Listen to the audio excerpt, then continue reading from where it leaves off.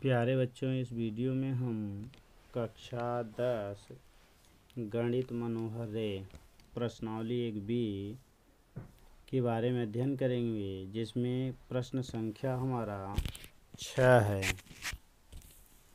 प्रश्न संख्या 6 में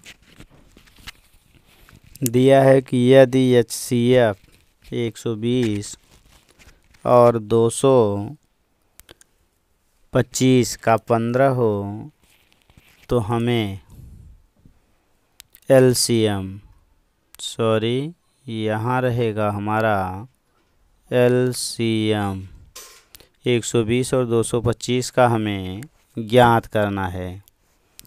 इसके लिए हम आएंगे हल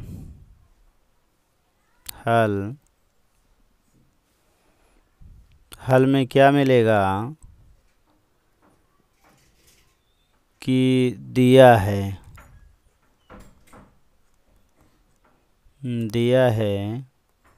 HCF किसका दे दिया है 120 और 225 का, ये दे दिया है हमारा 15 है और हमें LCM ज्ञात करना है। तो सूत्र है हमारा कि A गुणे B यानी संख्याओं का गुणनफल बराबर होगा उनके महत्तम गुणे लघुत्तम के।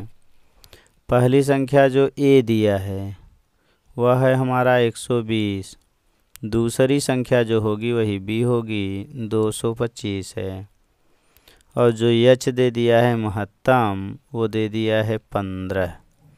अब इसी में रखेंगे तो बनेगा 120 गुणे B का मान है 225 और ये बराबर है महत्तम माने 15 और L हमें यानी LCM ज्ञात करना है। तो L बराबर 15 का इसमें गुणा है, इधर आएगा तो भाग बन जाएगा, तो बनेगा 120 गुणे 225 और बटे 15 हो जाएगा। तो 15 अट्ठे 120, अब 8 का गुणा कर देंगे अर्थात 8 गुणे 225 बचा, 8 का गुणा करेंगे 8 पचे 40 4 और फिर 8 दूनी 16 4 20 की 0 हासिल 2 8 दूनी 16 और 2 18, यही हमारा आंसर बन जाएगा 1800, यही LCM आएगा। प्रश्न संख्या 7 है।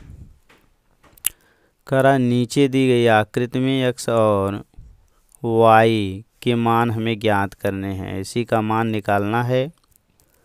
तो इस तरह के प्रश्नों को हल करने के लिए चूँकि नीचे से चला जाता है, माने इन दोनों का गुणा होगा तब जा कर के ये आएगा, फिर इन दोनों का गुणा होगा तब जा कर के y आएगा।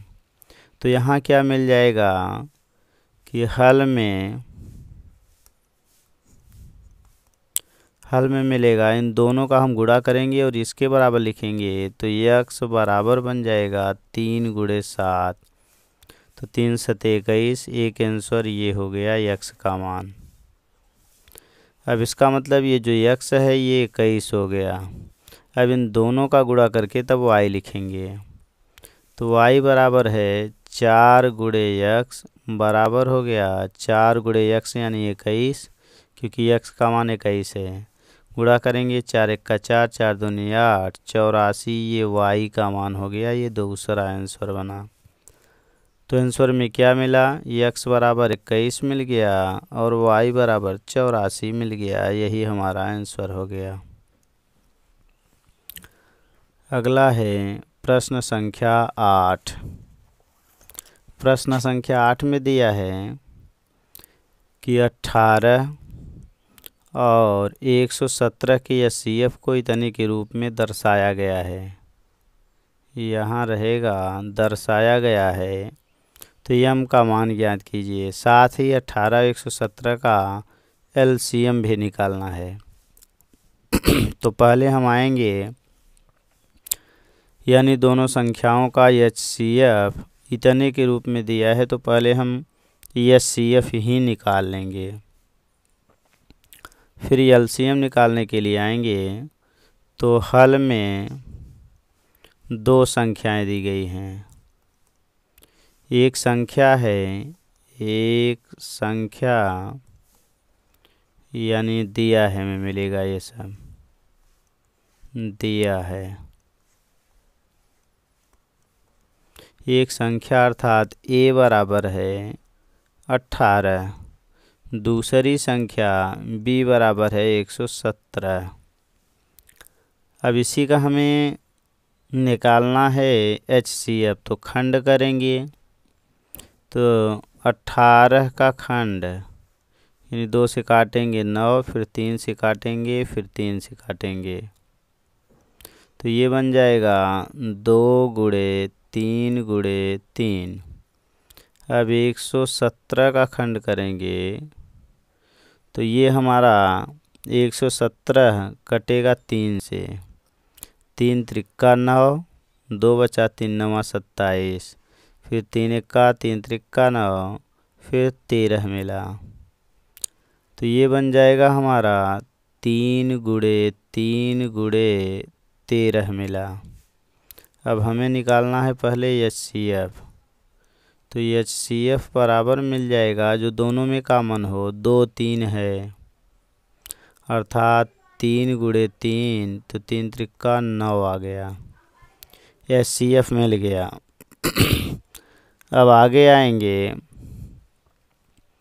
तो चूँकि दो संख्याओं का गुणनफल यानी जो सूत्र हमारा होता है, दो संख्याओं का गुणनफल a गुणे b बराबर होता है h गुणे l। पहली संख्या हमारी है 18, दूसरी है हमारी 117 और HCF हमें मिला है 9 और l हमें ज्ञात करना है। तो l बराबर 9 का गुणा है, इधर आएगा तो भाग होगा, तो बनेगा 18 गुणे 117 और बटे 9, 9 दूनी 18, 2 आया, 2 का गुणा कर देंगे, 2 सते 14 की 4 हासिल 1, फिर 2 इक्का 2 1 3, 2 इक्का 2, यानी एक आंसर हमें मिल गया यहाँ पर 234, जो एलसीएम पूछा था। एक और दे दिया है हमें, निकालना है, ये रफ कार्य है हमारा, तो एक और निकालना है, दिया है कि इसका जो HCF आएगा अर्थात 18m और -117 यही बराबर HCF, और HCF हमने निकाल लिया 9, ये किसके बराबर है, एक 18m -117 के। अब आएंगे तो 18m बराबर निकालेंगे तो ये 117 जाएगा प्लस हो जाएगा, तो 9 प्लस 117, तो 9 7 16 6 हासिल 1 2 126 आया।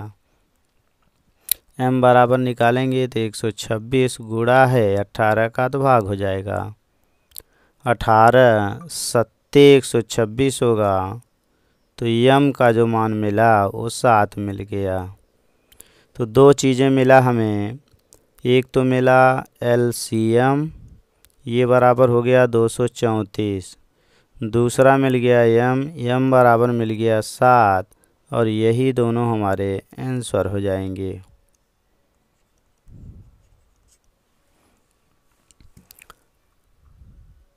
अगला है प्रश्न संख्या 9।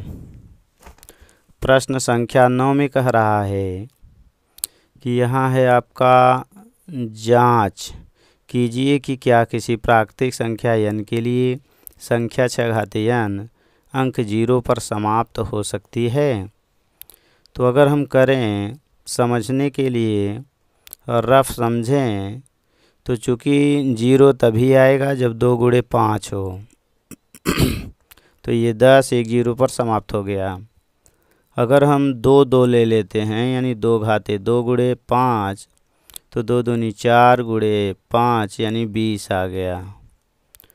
फिर अगला अगर हम ले लें 2 घाते 2 और गुणे 5 घाते 2, तो ये बनेगा 2 दूनी 4, 5 पचे 25 हो जाएगा, 25 चौका 100 मिला।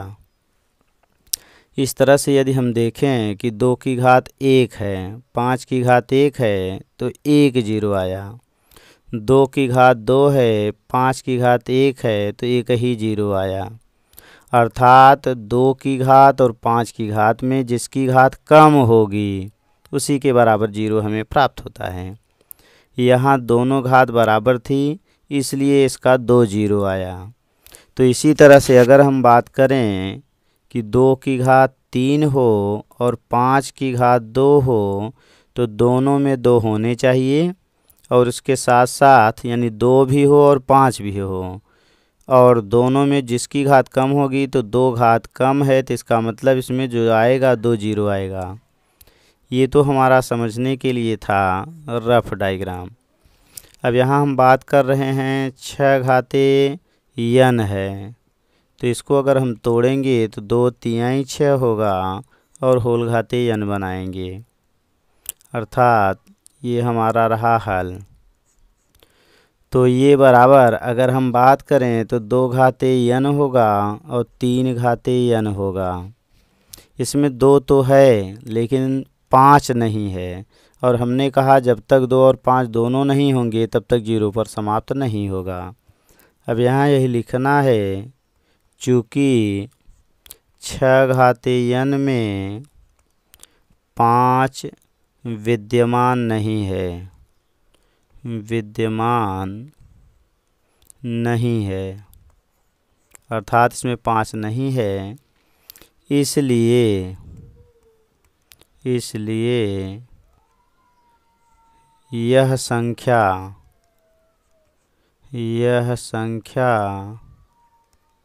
या कह सकते हैं इस संख्या का मान, यह संख्या यानी यहाँ लिख देंगे इस संख्या का मान, इस संख्या का मान, इस संख्या का मान 0 पर समाप्त नहीं होगा, समाप्त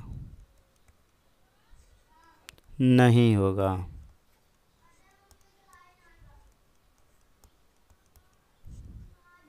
यही हमारा आंसर हो जाएगा।